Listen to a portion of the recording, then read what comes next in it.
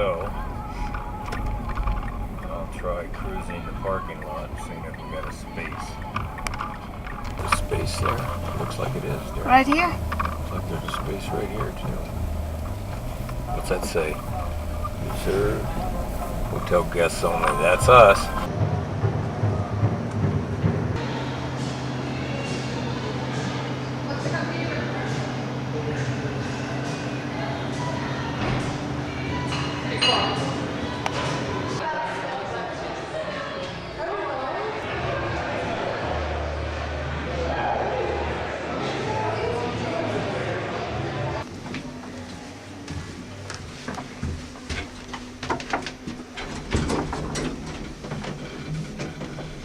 Groundbreaking for the Hotel Monte Vista began in 1926. It was a major project for the town of Flagstaff.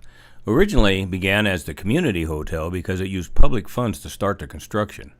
It has changed appearances over the years as depicted in this 1930 postcard, and then on towards the 1940s as it pretty much looks today. The hotel website lists their ghost stories. They are not in any chronological order, and I have reworded them for the investigator because they were very wordy. There's the bank robber, who in 1973 guys supposedly robbed a bank and came into the Monte Vista Hotel to hide out, and one of them bled out in the lounge. The rocking chair room is the most famous room. Supposedly a television show, Unsolved Mysteries, did a episode on it. That's the room that we stayed in. Supposedly it has a woman that was a long-term tenant that for some reason sat by the window looking out for a long period of time in a rocking chair. The women of the night, two prostitutes supposedly killed in the 1940s in room 306, thrown out the window. Baby crying in the basement. Probably don't have to worry about that one. They're not going to let you down there anyway. The Phantom Bellboy. This is probably the most famous one in the hotel. Many people claim to have sighted this bellboy walking the hallways. Even John Wayne said that he saw him standing outside of room 210 and he vanished. A dancing couple, sometimes seen in the cocktail lounge. A shadowed man also in the basement. Little boy sometimes walking the hallways. Phantom elevator attendant who's seen inside the elevator and then vanishes. Poltergeist voices, that's typical of all haunted properties. And then the interesting one, the meat man in room 220, who in the 1980s was a guy who stayed out in room 220 and hung pieces of raw meat from a chandelier. He was a long-term tenant, so when he died, his body wasn't found for 3 or 4 days. You can go on the hotel website and read these stories, and while there, also book a room. We will approach these sightings in the historical chronological order in which the records were located. First up, the Phantom Bellboy, probably the most famous of the sightings because of the connection to John Wayne. James Haller. James Haller died on May 23, 1931, from a knife wound to the head with such force that the blade penetrated the skull and went through to the brain. At the time of his death, he was a hotel porter at the Monte Vista Hotel. James came from Kansas. We can see that his parents are listed here, Charles E. Haller and Clara Johnson, and the body was later removed back to Hutchinson, Kansas. In the 1910 census from Hutchinson, Kansas, we find Dad Charles and Mom Clara. They only had 2 sons, Alan and William A.G. Alan was older, and by the time of this census, he had already left home. There is no James. James is a pseudonym, an AKA for William A.G. James went for most of his life by the name A.G. The records on file for Polk County, Iowa, show that William A.G. Haller would get married on November 6, 1920 to a young lady by the name of Jessica or Jessie Owens. A.G. and wife Jessie would move to Flagstaff around 1927. This was right at the time when the Volstead Act prohibition was in full swing and a couple of years before the Great Depression. By the time the 1930 census was taken, a year before his death, A.G. had begun calling himself Jimmy or James, and Jesse somehow became Willie, although that is probably just a census taker's bad interpretation of an accent. They moved into a little house on South LaRoe Street, the number of which I have redacted because it still exists. Sometime after arriving, James became a porter at the Hotel Monte Vista. This was just a year or so after the hotel construction had been completed. Keep in mind the Great Depression is in full swing and it almost reached its peak where 15 million American workers would be laid off and half of the country's banks would fail. We can reasonably assume that James would perform many functions on his task as porter. His job would be to carry anything to the rooms for the customers. That would be baggage, food, perhaps a newspaper, sundries, and maybe even something that was a little bit more clandestine. I say that because the hotel website says that in the 1930s a speakeasy existed on the property where the cocktail lounge now stands. It was raided in 1931 and shut down. Amazingly, that's the same year that James R. Porter got stabbed in the head. I'm really curious as to how close the date of that raid coincided to the death of James the Porter. But a search of information available from Northern Arizona University as well as online searches yielded no results as to the exact date. We don't doubt there was a speakeasy on the property. We do, however, doubt that it was where the cocktail lounge is, although the entrance to get to it may have been through the lounge. The hotels that we have investigated that had them, they were always found in the attic or the basement, someplace where law enforcement had to have a search warrant in order to get to. If it was in the basement, that could account for the activity down there. So how much could a porter make during the Great Depression? And this is a big clue as to possibly how that death certificate came about. Well, the first federal minimum wage law enacted in 1938, which was 7 years after James' death, was 25 cents an hour. The Bureau of Labor Statistics shows that the weekly rate for salaried union workers, machine shop workers, fell from $32 a week in 1929 to roughly $24 in 1931, and finally down to $18 in 1933 as the Depression kicked in. And we know James Haller was in no way a union worker. He was more like the 25-cent an hour worker that lives on gratuities, tips. However, at the time of his death, he had $47.24 in a bank account. That's a lot of money for somebody that lives off of tips, roughly 2 weeks at union scale. Yeah, whatever our porter was portering to the rooms, his customers appreciated it a whole bunch. So how do we know that James had this money? It's certainly not anywhere on the death certificate. Well, the undertaker / coroner, W.L. Compton, whose name appears at the bottom of the death certificate, suddenly manages to come up with a will. And in this will, he says that since James Haller didn't have a will already made, he's just going to make one for him. In it, he says that James has $47.24 in a bank account, and that he doesn't have any heir apparent there in Flagstaff, so basically Jesse gets left out entirely. He says that Mom Clara in Hutchinson, Kansas is the next in line to receive the money, and get this sleight of hand that comes up. He tells the court that the cost of services rendered and the casket is $165, an absolutely outrageous sum in 1931, and that $47 needs to apply to it. Also says that Clara Heller's been contacted, and she said it was okay. Whether she was ever contacted or not, we'll never know. The court agrees. He legally gets the money, and wife Jessie doesn't get a dime. That's not where this skullduggery ends. Let's go back to that death certificate for a moment and look at the actual wounds that caused James Haller's death. It says that James the Porter died from a knife wound to the head which penetrated the left temporal lobe of the brain, and that he died from a cerebral hemorrhage. It says that he was transported to and laid incapacitated in Mercy Hospital for 4 days, and then some event occurred on the 4th day in which he bled out from a cerebral hemorrhage in 6 hours. A cerebral hemorrhage is from bleeding inside of the skull, and if he didn't bleed out for 4 days as he laid there, then it's probably an indicator that he was transported to the hospital with a knife still embedded in his head. They made a decision on that last day to try to pull it out and see if they could save his life, and it failed. But that's just an educated guess. All of that, and the event is listed as a probable homicide. What's up with that? During the course of making this video, I spoke with 2 personal connections, law enforcement officers now retired, total combination of 40 years between the 2 of them, about knife wounds that they had seen during their working period. It was the opinion of both of them that this wound could only have been received if the victim was held down, the knife tip put against the temple and forced in with the palm of the hand. It was their opinion that this was not just a homicide, it was an execution. And personally, I'm not a law enforcement officer, but the totality of the evidence suggests that that is the truth. So probably a homicide? Well, if we go back down to the bottom, we can see that the death certificate was signed off by a justice of the peace from Williams, Arizona. Well, that's not so suspicious. Even though Williams is 30 miles away, justice of the peace's jurisdictions sometimes overlapped. What is unusual is that a justice of the peace duties in the state of Arizona is very restrictive. They're not required to be attorneys, they're just normal folks like you and I. So they can sign off on documents like this death certificate, and they can handle assault cases, but not felonious assault cases. A homicide would be out of their range of duty, so by listing it as a probable homicide, it gave him an out for explaining why he didn't need to kick it up to a higher court for further investigation. Basically, It was an execution that was never investigated. Whether this might have occurred at the hands of law enforcement during that speakeasy raid is a curiosity, but just speculation. So one last look at the entire document to embrace the context of what occurred. This is an Arizona State Board of Health death certificate for one James Holler, not his real name, a pseudonym which renders this document as invalid. Holler was killed on May 23, 1931.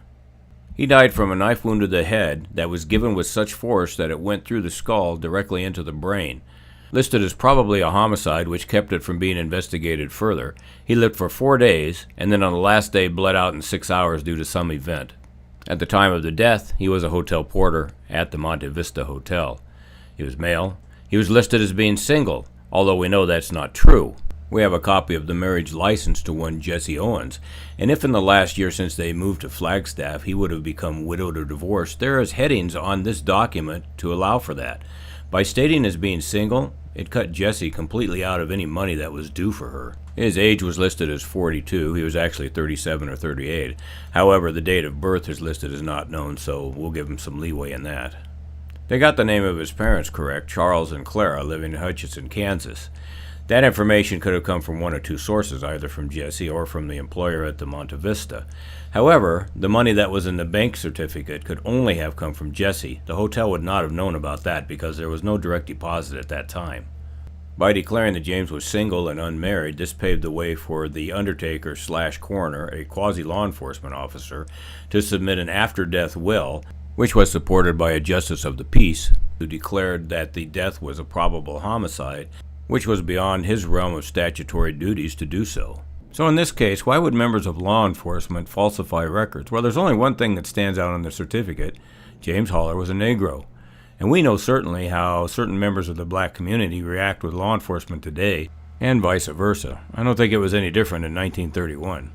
Now that we've come this far, there is one last area to look at. Line number 14 on the modern-day death certificates has an area for informant. This is for someone who has some information about the decedent, usually a family member, but it could be someone else. It could be a co-worker or an undertaker, anyone of legal age under a state statute. Many times they are the person who discovered the deceased body. Of course, the further it gets from the family link, the less reliable the information becomes. In this particular case, there is no informant listing. It's merely left blank, which means we don't know where the information on this document came from. Nobody knew where his parents were at, where he worked at, or the address that he lived at. That information just appeared out of thin air. Nobody witnessed the incidents of his death, and nobody brought the body to the hospital. There is no link provided for the information to be challenged at a later date. Earlier I said that there was only one person that could have been in that informant spot that could have provided all of the information on this document, including the bank account information, and that was wife Jessie. But there actually is another. This information could have been provided by James himself during interrogation and under duress, prior to his death. That would mean that James Holler would have to be listed as the informant on his own death certificate, which would be awkward. Certainly nobody else would sign it after that. This could be a reason why the document listed him as being a single male. It could have been James' attempt at trying to shield his wife from a fate that he thought was getting ready to befall him. And did. Of course, this is just all speculation. The only thing that is definite is that there was no informant listed. And this is a very rare occurrence on modern death certificates. In fact, looking back, I can't remember ever seeing it omitted on another one. It basically leaves the document as incomplete and again, invalid. And that begs look at an issue in our paranormal checklist. Instead of this, he looked like this. For all of those well-intentioned folks who claims to have seen the apparition of this phantom bellhop prowling the hallways, how come none of them ever mentioned that it was an apparition of an African American? I think that would be hard to miss. And it's not the first time we've confronted this issue. We also ran into this colorblindness issue regarding the apparition at the Stanley Hotel in Estes Park, Colorado, and their roaming apparition. As a final word, James' body was returned to Hutchinson, Kansas, where he's buried in a common grave under his proper name with his mother and her second husband. So I have to ask myself, if this were my death certificate, and after death, after transition, of my own free will and accord, I realized that I could hang around and basically haunt someplace until people figured out what had really happened, would I do it? Yeah, I would. But your knee-jerk reaction may be different than mine. So in analyzing the hotel's claim of a phantom bellboy, we felt that the circumstantial evidence just mounts and mounts to the point where a civil jury would have to rule that a preponderance of the evidence shows that this is probably a historical fact. And we feel that that burden of proof has been met. As far as claims that this particular bellboy is producing some kind of paranormal activity in the hotel, well, it's clear that he had a very strong presence in the hotel when he was alive. His job would have entailed him having access to every floor and level of the hotel, including the basement area prior to the raid in 1931 and to the catacombs which extend from that building to other parts of the city, as well as every room in the hotel delivering whatever this bellhop was delivering. That history, combined with the extremely violent nature of his homicide, is the kind of trauma that presents an underlying basis for a good haunting. We personally feel that the claims of paranormal activity created from this is possible, even likely, although we ourselves did not experience any of it when we were there. However, as far as a firm connection to the property in the event of death, there is none. There's nothing to show that his death actually occurred on the property, something that skeptics look for. And truth be known, the death probably did not occur on the property, because they wouldn't have wanted any witnesses to it if law enforcement was involved, and there would have been plenty that day of the raid. It probably would have occurred at a police holding tank or perhaps even at the private residence over on South LaRose Street, where a subsequent investigation for contraband could have been conducted. This is why the hotel knows nothing about this historical event. If Haller's death occurred during that raid, they would have just assumed that one of their employees ran off to avoid prosecution and never came back. The only one that would have known any different would have been wife Jessie. And if anyone is curious, there are no records which detail anything about a Jesse Owens or Jessica Haller after the death of James. Without further documentation surfacing, we have to label a link to the death on this property as being unproven. Next up, the rocking chair woman of room 305 and that Unsolved Mysteries report.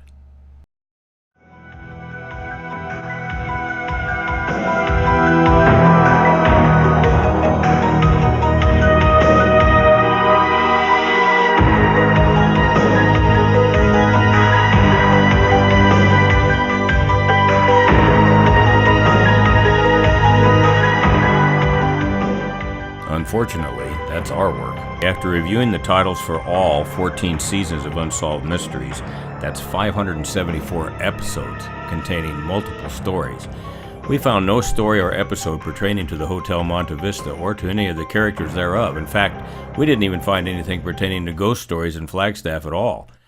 I'm not going to say that this was never filmed, but if it was filmed, apparently it never aired.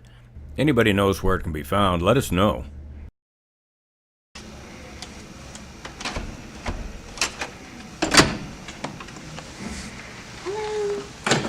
Hello? Hello?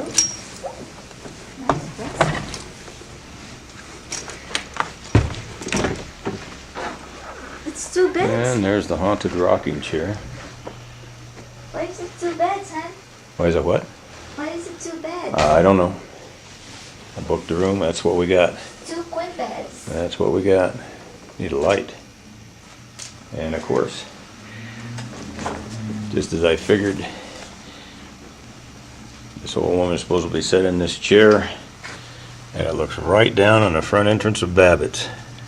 Having never been to downtown Flagstaff, having never seen the inside of the Hotel Monte Vista or knowing what the room layout was, I knew that this room would look down on the intersection of Aspen and San Francisco streets. How did I know that? Marion Bain. Marion Christensen Bain died at the Monte Vista Hotel on May 18, 1935. She died from a cerebral hemorrhage, the same thing that James Haller died from, except she was not attacked. A cerebral hemorrhage is a kind of stroke where a blood vessel ruptures and the fluid leaks into surrounding tissues. Marion Bain was 68, and the most common cause in older people is high blood pressure, a severe blow to the head, or chronic alcoholism.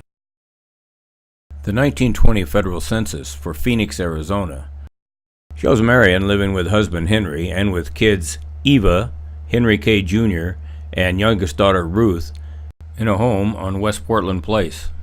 On the death certificate, Henry is listed as her husband, and youngest daughter Ruth is listed as the informant.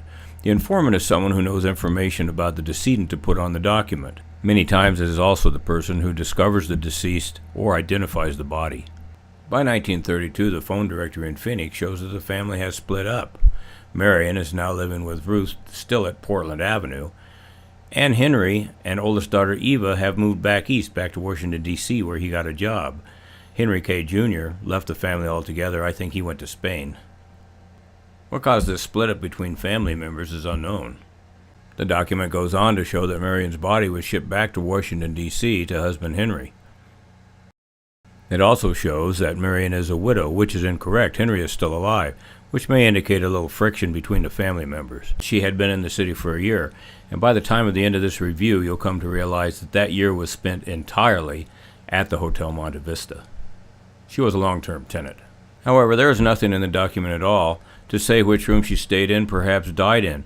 That kind of information usually is not supplied by a coroner who does not want to stigmatize the property. And there were like 70 rooms, so how do we know that she was actually staying in room 305? Well, that link doesn't lie with Marion. It lies with the informant, youngest daughter Ruth. A year and a half after her mother's death, Ruth gets married in the mining camp of Jerome. And who does she become the wife to? None other than George G. Babbitt, Jr. That's the Babbitt store that's directly across the street that room 305 looks down on. So a woman supposedly sat in this chair, and it looks right down on the front entrance of Babbitt's. As further proof to this connection, all of the rooms of this hotel are themed. They all have specialty names which applied to people that stayed in a room. So right across from our room, which is the 305 room that Marion Bain lived in, Ruth Bain was her daughter. We walk up the hallway here.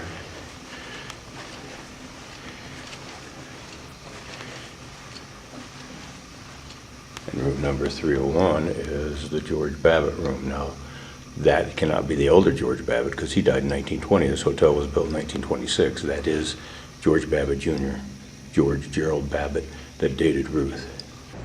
From inside of the Babbitt store, one can look up and see directly into room 305. That's it right there. We left the blinds open to demonstrate. Here's a picture of George Jr. about 1946. The Babbitts are a wealthy and politically connected family in Arizona, and they keep a lot of things about the family close to their chest, so we don't know how George Jr. and Ruth met. But the couple did meet, were enamored with each other, and did get married.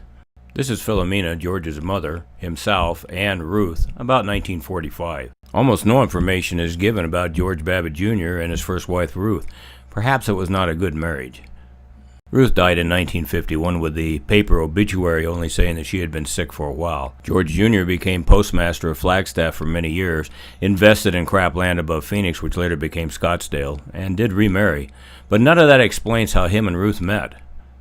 I believe the two probably met in Phoenix, maybe at one of the other stores that the Babbitts owned, and that George orchestrated the move to Flagstaff and into the Hotel Monte Vista for reasons I will soon disclose. Both of them probably worked at the Babbitt store across from the Hotel Monte Vista, and it gave Mom Marion the chance to look through the windows of the store and make certain that her daughter was doing what an unmarried woman should be doing in the 1930s. That looks right down on the front entrance of Babbitt's. Yep. Mama was playing chaperone for her old daughter Ruth. She can see right through the windows of the store the whole time. I know her daughter must have worked there. Well, perhaps not a very effective chaperone, with George Babbitt's room placed strategically right across the hallway. Not to say that any of that hanky-panky stuff occurred. He may have been living there just in order to provide assistance, and as we will see, perhaps that assistance was needed. We need to go back and look at that certificate one more time because there's one thing on there that we missed. And this could be where the paranormal activity is coming from and where it might get just a little creepy. When we go back and look at that certificate, there is another medical definition above that of a cerebral hemorrhage. It's hemiplegia. The medical definitions you can learn when dealing with death certificates and coroner's reports. Hemiplegia means that one side of the body is paralyzed. This death certificate was signed off at the bottom by the doctor who was treating her, and he put on here that this condition apparently started on May 6th, and that he treated her from the 12th to the day of her death on the 18th. Marion may have been in poor health prior to this occurring, and this could have been the reason that she didn't travel to Washington, D.C. with her husband and the older daughter. She may have not been able to make the trip. It also explains why the room is big enough for 2 beds, if you remember Jan asking that question when we first opened the door up. Why is it 2 beds, huh? Why is it what? Why is it two beds? I don't know. I do now. One was for Marion and one was for daughter Ruth. Although these are obviously not the original beds, the room was big enough for two beds and built that way for a reason. The last 12 days of Marion's life would have been excruciatingly painful, both physically and emotionally. Of course, in today's world, we have devices to take up where the body left off, but in 1935, nothing. I can't imagine anyone back in that time period not praying for death to take them. These intense emotions are the kind that can produce paranormal activity. Whereas Marion may have sat in the chair every day, looking through the window of Babbitt's watching her daughter work, now she had no choice but to do so, and she would have had to have help. That would have come from either Ruth or from George himself, helping her into the chair and then helping her back out, because once she was in it, she wouldn't be able to get back out, at least not on her own. The doctor listed the time of death as about 3 p.m. on May 18, 1935. That was a Saturday, most likely the busiest day of the week for a grocery mercantile store. If Ruth had been working that day at the store with her future husband, she probably would have positioned her mother in the chair across the street through the window where she could watch her, keep an eye on her, make sure that she was all right. She would have easily assumed that her mother had just fallen asleep. Perhaps customers going in and out of Babbitt's or walking on the street below. Folks accustomed to giving a little wave to the woman sitting in the window and getting a little wave back as they had over the past year, which is where the legend comes from, might have asked themselves that day, why doesn't she wave back? Because she's dead? So upon entering the room, the first thing we did was measure the dimensions. Electronic finder right here. So let's shoot that beam across there and see what we've got. Why, you might ask? I don't know, I'd have to respond, because it really doesn't make a difference. It's not something I do very often. Just curiosity, I guess. So we shot the beam across the room, and lengthwise the room is 19 feet 7 inches. The width of the room is 14 feet 4 inches. It's a good-sized room. This room appears to be authentic as far as the furniture of the room is concerned, and by that I mean the woodworking. We're talking about the hinges, things like that. That goes along with the attachments of the door. The door appears to be authentic, the door frames do. Some of the stuff's been replaced. The light switch, of course, wasn't there. Room with the walls are stucco, some kind of brick mixture. The hinges on the closet door appear to be about the same as the period. Next, we checked the room with an electro-smog detector, which can detect hidden speakers or microphones. That we always do in a room, although I don't always show it. And if there's any errant signals coming through, that radio signals, whatever, that we need to be aware of. That's all it does. It does not have the capability of picking anything up other than modulation. Although on one hunt while using it, I did have a very clear voice come through and say hello. I almost dropped the unit because there's no way it can do that. So here's our setup for room 305, the rocking chair room, or Bon Jovi room, here at the Monte Vista. We swing around the room. We've got the table here, we've got a camera there, got another cell sensor there. Over at the far end, put the telephone on the floor there. And we zoom in on it, you can see I've got another camera there pointed at our bed. Cell sensor there that's being monitored by one of the cameras over here on the dresser. And put another cell sensor on the stand between those two beds, that one. You see the 4 cameras in effect, and we can see that in the lower left hand corner you can see the rocking chair in its entirety. We'll see if this puppy's going to do anything tonight. I haven't even checked yet to see if the chair is actually authentic. I'm going to turn it over, look for marks on the bottom, see if I can run down the time period of which it was made, because if it was made after 1930s, then it's not the authentic chair. And you can't expect any residual energy to be in there. A lot of people have sat in this chair over the years trying to get it to rock, and the finish is worn off on the arms. But that doesn't mean that it goes back to the time period of the 1930s when this woman rented this room. On the bottom of the chair is some graffiti that people have scratched on there over the years, and a tag indicating the room that it belongs to. The screws are not original. I don't see any maker's marks anywhere. On the bottom part of one runner there's some rasp marks. Looks like they're tool marks, basically. When probably this was made, doesn't look like something that was made as it rocked against the floor. So this could very well be handmade. That definitely would not have been made by a piece of equipment later on, which would have a better finish to it than this is. This is a hand finish. The screws do not appear, at least to me, they do not appear to be authentic. So it's been reworked at least. You can see where they drilled holes in for the doweling to come through. And it's not exactly perfect either. It's not flush mount, which would be typical of furniture today. It's kind of a rough mount. This probably was assembled by hand. The motif on the back of the chair could possibly be hand cut. It's hard to say on that. Whoever did it did a pretty good job on it. I believe that this chair is at least goes back to the period. It may not be the original chair was in the room. We have no way of knowing that. We have no way of knowing if this is the one that Marion Bain rocked in, but it probably does go back to the period. On the inside wall of one of the dresser drawers, we found the maker's mark of H.W. Hull from Gardenia, California. A search of legal article of incorporation record shows that H.W. Hull was not incorporated until August 12th of 1946. That's 11 years after the old woman sat in the chair in this room, which means that this dresser, although period, is not authentic. Here's a stock photo of a rocking chair from the 1930s. Notice the rounded arms, typical of that era and noticeably absent from the chair in the room today. It would be my best guess that any furniture that was in the room at the time that Marion Bain occupied it became the property of Ruth and the Babbitt estate.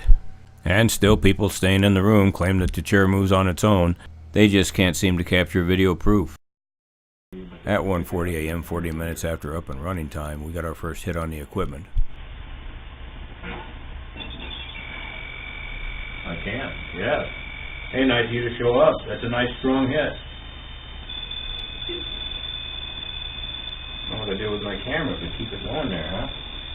Marion, is that you?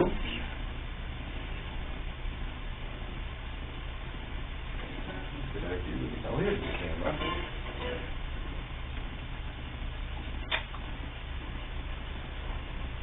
You got close and you turned the detector on. Let me know that you're actually here. Of course, by the time I got the video camera up and running, it had gone. The REM pod over here went off once, but it just beeped intermittently there and then shut off. That's our first indication there might be something actually here in the hotel. Right after, during an SB7 Ghost Box session, Jan says she smells coffee. I smell coffee, honey.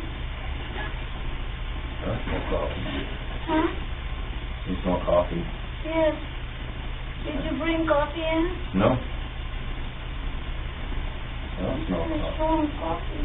Really? Right around the bed there? I don't know where, but it just smells.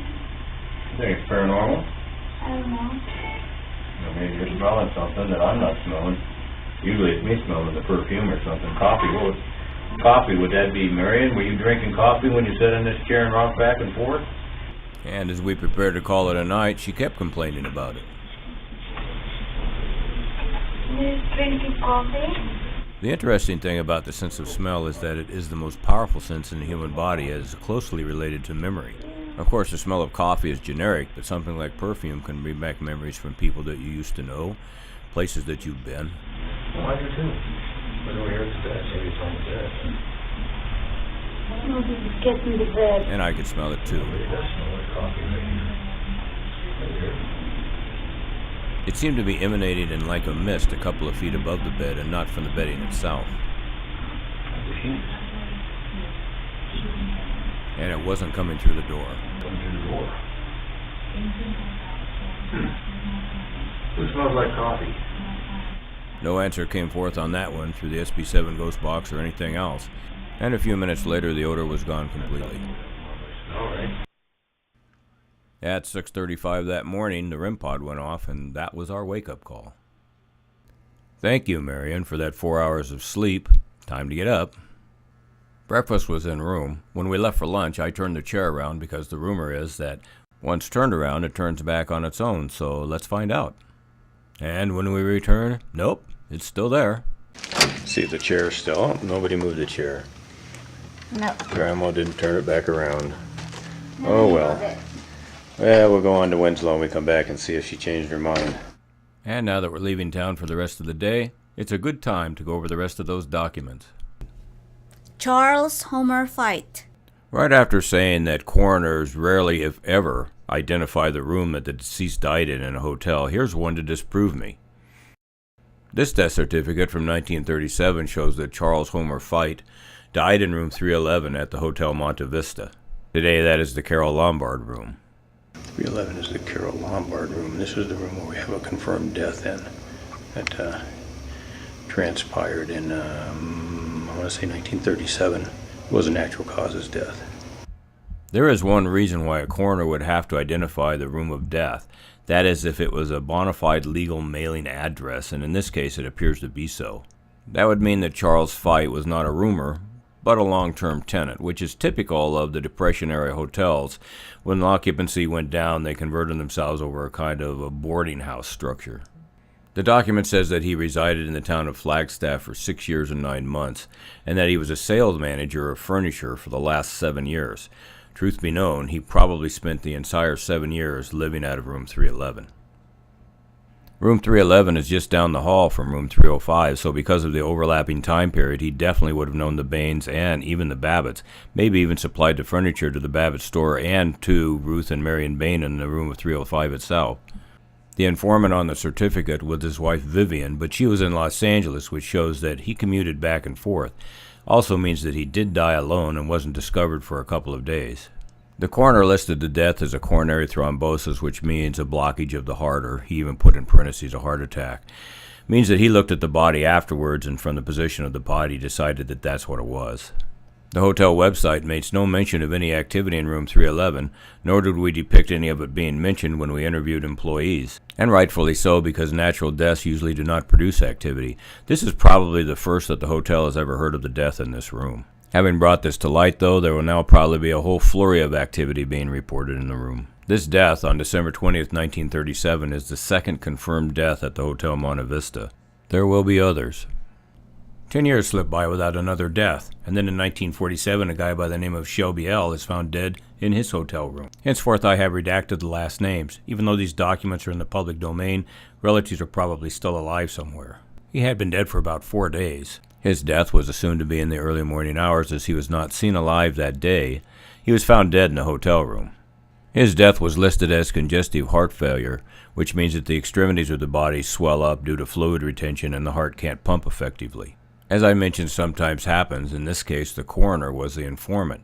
Again, as you move away from the family tree, the information becomes less reliable. A natural death, no trauma, no activity, no room number. Edward S. died on January 23, 1949 after a 5-day stay at the Hotel Monte Vista. The cause of death listed appears to be chronic, meaning long-term, again myocarditis, which is a swelling of the heart. This coroner's handwriting leaves a little bit to be desired. Now here's a certificate that's just the opposite of the coroner listing the room. It doesn't even list the hotel. It lists it by a proper address, 100 North San Francisco Street. That is the address for the Monte Vista. I've seen this before, and sometimes I think that it's a coroner's effort not to stigmatize a property. Some coroners just like doing it that way. It's in the next document as well. It could also be because this death did not actually occur in one of the rooms.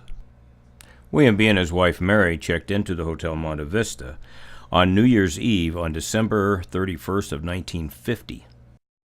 We know that as the coroner listed the length of stay as 1 day and passing through. His death occurred around 5 p.m. on New Year's Day of January 1st, 1951. Obviously, they showed up on New Year's Eve to do just what other people do, to party, to welcome in the new year. They probably stayed up until the bar closed, went up to their room, took a nap, came down, hit happy hour on New Year's Day. Basically, they checked in, partied, and he checked out, literally. To add a little perplexity to it, he was a druggist by trade, so who knows? His death was due to coronary embolism, which is a blockage or a blood clot in the heart. The interval from onset to death is 5 minutes, not even enough time for the ambulance to leave the hospital. And I think the totality of the facts shows that it occurred not in a hotel room, but probably in the lounge or maybe in a room where there was some celebration taking place. This was a natural death, which usually does not elicit any activity. But there is that claim on the website that a transparent couple is sometimes seen dancing in a cocktail lounge, so who knows? Of course, only he died, so she would be his imagination, an eternal fantasy. Or would it be possible that upon her death, whenever, wherever that occurred, she chose by free will to return to him to that eternal dance? I don't know. Free will, eternal love, strange choices. The second female death on record, Della W., died on July 30th, 1954 after a one-day stay. Her husband Samuel was the informant. He signed the death certificate on site. Again, as in previous certificates, she died of coronary thrombosis, which is a blood clot that enters the heart, and her death was immediate, meaning all aboard. There were other contributing factors such as coronary atherosclerosis, which is hardening of the arteries, and cardiac hypertrophy, which is hardening of the walls of the heart. But basically, she was 74 years old. No room number given. Pick one. Charles Edward S. died in a hotel room on July 9th, 1959, during a 2-day stay from a coronary embolism, a blockage to the heart. Well, there's a lot of that going around. Contributing factor was 10 years of diabetes. The death was instant. Curiously, although married, the woman who signed the death certificate is not his wife, Frances. But let's not jump to conclusions. It could have been one of the hotel staff or even a caretaker that was traveling with him. He was, after all, 79. Our last certificate to view, as after 1960 these certificates are not in the public domain as of yet. Robert Philippe L., a resident of France, was only in the hotel for 7 hours when he died on May 24th, 1957. With him was his wife Simone, who apparently signed the death certificate as the informant. He was 58, not that old, but he still died from a myocardial infarction, which is a heart attack, and is listed as acute, which means it was sudden and unexpected. But upon examination of the body, believed he died from coronary thrombosis, which again is blockage of the heart, and coronary atherosclerosis, which is hardening of the heart walls. The deceased body was taken back to Paris. And as you could guess, because we certainly had, that when we returned to the room, nothing had changed. Chair hadn't turned around, playing the surveillance back, none of the detectors had gone off, curtains didn't flutter, none of the things that people complain about. Overactive imagination. So the 2 hits on the REM pod and that odor of coffee was it for the first day. At a little past 2 that morning, the REM pod would go off for the last time, the last activity we captured on this hunt.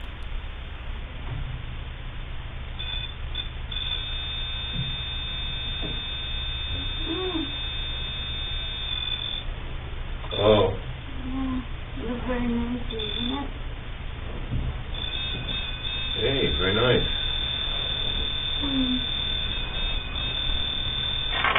Let me shoot up.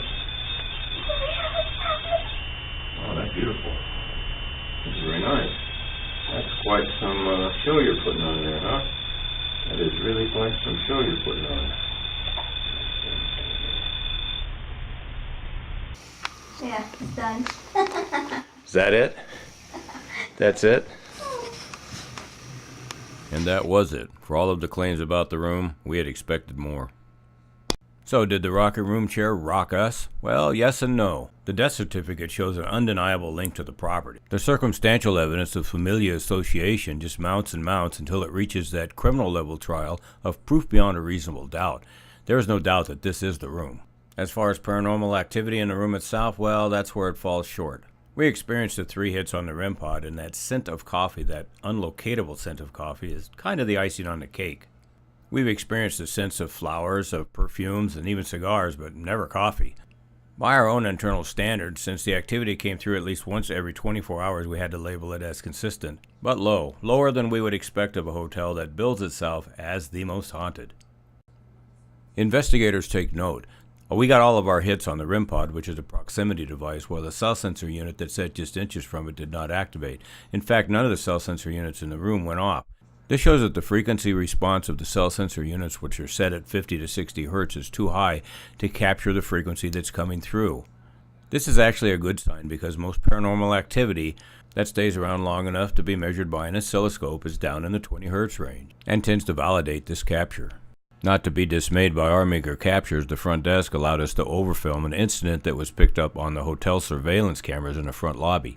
As proof that their hotel is indeed haunted. Watch as this large door, after standing open, decides to close upon its own. We checked this door out and found that when it's open, it kind of clicks or locks into place, and if it doesn't, it won't stay open. Once it locks into place, it takes a pretty firm push in order to get it to dislodge. That's a good capture. As a wrap-up, even though seldom seen, we believe that James Haller is the driving force of the apparitional phenomena. He is what the hotel calls the Phantom Bellboy. Since it would have been his job to deliver whatever he delivered to the rooms by use of the elevators, he is also the ghostly elevator attendant. We believe he is also what the hotel calls the shadowed man in the basement, which is the area where the alcohol would have been stored for that speakeasy in 1930, if not the speakeasy itself. The apparition of a little boy wandering the hallways, we have no clue. There is no time frame given as to when this was first reported, and since our records only go to 1960, we cannot prove nor disprove it. The phantom dancing couple in the nightclub? Well, one of the death certificates shows that this might be plausible.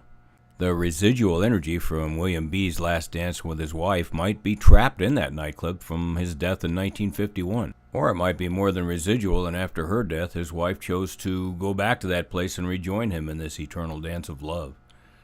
I am curious, if a poll of the patrons of this nightclub, them having known this story, were taken, how many of them would opt to engage in that eternal dance of love rather than to transition to where we normally transition to after death? And then I'd like to see that questionnaire broken down as far as male and female responses. Sounds dangerous. The rocking chair room, room 305, Marion Bain, definitely Bain. She is one of only 2 women that died in the hotel up to 1960 and the only one to die in the 1930s. There simply is no other choice. The bank robbers? Okay, let's see a show of hands. How many folks out there, having got gut shot from doing any activity, illegal or otherwise, would go to a bar and let their buddies watch them bleed out? Yeah, it's just stupid. And other investigators who have gone through newspapers of the 1970s looking for the incident have turned up nothing. We didn't waste our time looking. I don't believe it. But we can't refute it either. They may have come up with this story to explain why they hear the good morning sometimes or bar stools and stuff move about the lounge. As we know now, it could be William B. or it could be Haller. I don't think it's William B. trapped in that eternal dance of love. I think that that's probably residual. The cocktail lounge is where the hotel claims that the speakeasy was back in 1931, or at least it was the entrance to it. And it could have been Haller's job to greet people as they came into it and assure them that it was safe. Once again, we believe he is the driving force of most of the activity in the hotel. The women of the night being murdered and thrown from the window of room 306 in the 1940s? Well, the death certificates cover the 1940s, and they show that there are no suicides or homicides in the hotel or on the sidewalk outside during that period. In fact, the only homicide that may have occurred on the property is that of Haller. This report is a fabrication. It is false, although there may be activity in the room that bleeds over from 305 next door. The baby crying in the basement? Well, with a tunnel network going through to other places in town, anyone can guess that there are vermin, all kinds of animal and fowl that could make noises that sound like a baby crying. We'd have to hear it in order to comment on it. The meat man in room 220, the guy that hung raw strips of meat from his chandelier, yeah, he's about half a bubble off. Well, at least you think that until you realize that this is an Old West method of making beef jerky back before the days of dehydrator and smokers. Now he doesn't sound so crazy. If this was a common practice of him, and I'm guessing that it was, the scent of the owner of meat would permeate every pore in all of the wood, and you wouldn't be able to get it out. People smelling it would think that there was a haunting going on. Other reported activity in the room? We didn't stay in the room, so we really don't know. Maybe someday we will. As we said before, poltergeist activity and hearing voices is common in all hotels, whether active or not. Folks' perceptions make them out to be something different than what they actually are, especially in alleged haunted locations. Rest assured, the Hotel Monte Vista, with its maze of themed door hallways, is paranormally active, and we believe most of it comes from the phantom bellboy James Haller. Oh, and that heavy door closing in the hotel lobby? We think that's also Haller. It would have been his job during the day to go around and make sure the doors were closed so that law enforcement couldn't see in. He's just kind of stuck at doing it.